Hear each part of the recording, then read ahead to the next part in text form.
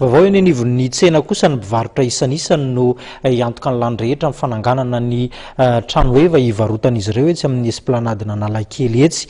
Raha efa noravana ireo trano eva sy nofefena ny toerana, mbola nisy ihany ireo manatanteraka ny asa fivelomany mba hanohizana ny fitadiavana. Nanomboka nandravan'ny trano fivarotana etsy amin'ny esplanade Analakely ireo mpivarotra ny talata teo. Tamin'ity androany ity dia mbola nitoy ny fandravana, na dia eo aza nefa izany fandravana izany dia mbola misy any amin'ireo mpivarotra no manohy ny asany andavanandro mbola mivarotra na dia efa voafefy ny esplanade. Alefa tsikelikely ny fandravana hoy izy ireo. Tsy nanome fepotona farany hoe tamin'izao ny fandravana fa izahay zany efa samy faretana hoe efa tokony horavana daholo dia efa mandeha tsikelikely zany le fandravana fa tsy afaka tonga indray satria misy fampotoy zany eo ambony eo dia sao dia mandrata dia olona vitsivitsy ihany zany hoe mandeha ny avary dia midina zao. Izay zany ny falaranay.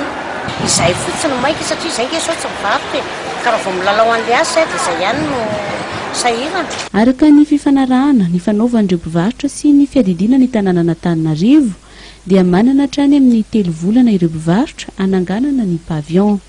Efa rava zany io dia efa anomboka izay ny fanamboarana satria tsy eo amin'ny toerana iny izay no manao hoe fa eto ambanimbany eto dia efa afaka miantso zany ny commune satria ingénieur iray zany no itambarana rehetra manao ny toromarika rehetra hoe izao no tokony atao.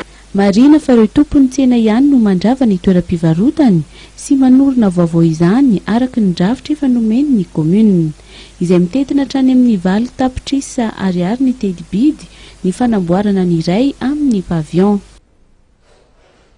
Atretany koa ny fotoanany fanomezantsika tamin'ity takariva ity tompoko lasitopoko vavy mankasitraka fenonao tamin'ny fanarahana ohatran'ny farany ny fampalalamba vao teto amin'ny fahitalavitra MATV amin'ny fotoana manaraka indray tsika tafara aketo dia mametraka ny veloman-drapitafa ao amin'izay indray ary mankasitraka tompoko.